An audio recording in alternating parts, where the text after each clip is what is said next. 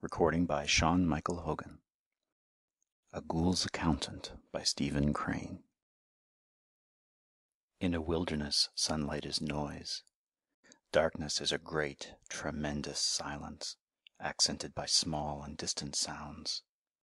The music of the wind in the trees is songs of loneliness, hymns of abandonment, and lays of the absence of things congenial and alive. Once a campfire lay dying in a fit of temper. A few weak flames struggled cholerically among the burned-out logs. Beneath, a mass of angry, red coals glowered and hated the world. Some hemlocks sighed and sung, and a wind purred in the grass. The moon was looking through the locked branches at 4 imperturbable bundles of blankets which lay near the agonized campfire. The fire groaned in its last throes, but the bundles made no sign.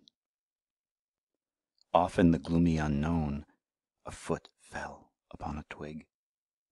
The laurel leaves shivered at this stealthy passing of danger.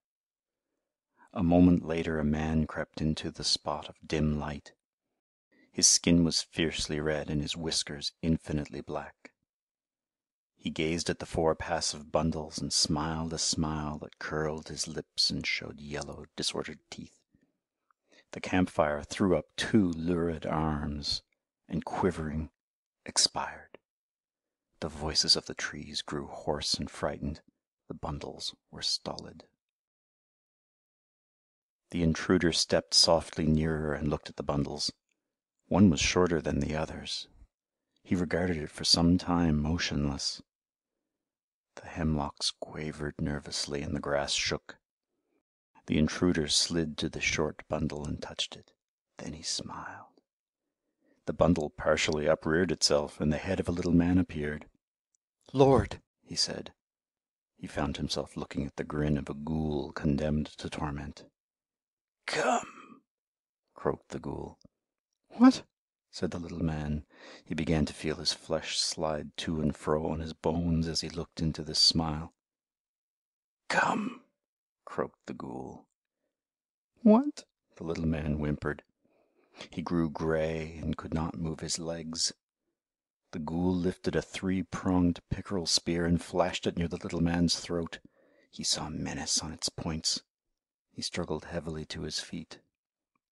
He cast his eyes upon the remaining mummy-like bundles, but the ghoul confronted his face with the spear. "Where?" shivered the little man. The ghoul turned and pointed into the darkness. His countenance shone with lurid light of triumph. "Go," he croaked. The little man blindly staggered in the direction indicated. The 3 bundles by the fire were still immovable. He tried to pierce the cloth with a glance and opened his mouth to whoop, but the spear ever threatened his face. The bundles were left far in the rear, and the little man stumbled on alone with the ghoul. Tangled thickets tripped him, saplings buffeted him, and stones turned away from his feet. Blinded and badgered, he began to swear frenziedly. A foam drifted to his mouth and his eyes glowed with a blue light. "Go on," thunderously croaked the ghoul. The little man's blood turned to salt. His eyes began to decay and refused to do their office. He fell from gloom to gloom. At last a house was before them. Through a yellow-papered window shone an uncertain light. The ghoul conducted his prisoner to the uneven threshold and kicked the decrepit door. It swung groaning back, and he dragged the little man into a room. A soiled oil lamp gave a feeble light that turned the pine-board walls and furniture a dull orange. Before a table sat a wild grey man. The ghoul threw his victim upon a chair and went and stood by the man. They regarded the little man with eyes that made wheels revolve in his soul. He cast a dazed glance about the room, and saw vaguely that it was dishevelled, as from a terrific scuffle. Chairs lay shattered, and dishes in the cupboard were ground to pieces. Destruction had been present. There were moments of silence. The ghoul and the wild grey man contemplated their victim.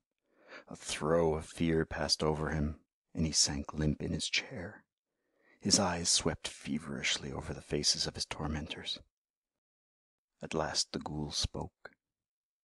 "Well?" he said to the wild grey man. The other cleared his throat and stood up. "Stranger," he said suddenly, "how much is 33 bushels of pertaters at 64 and a half a bushel?" The ghoul leaned forward to catch the reply.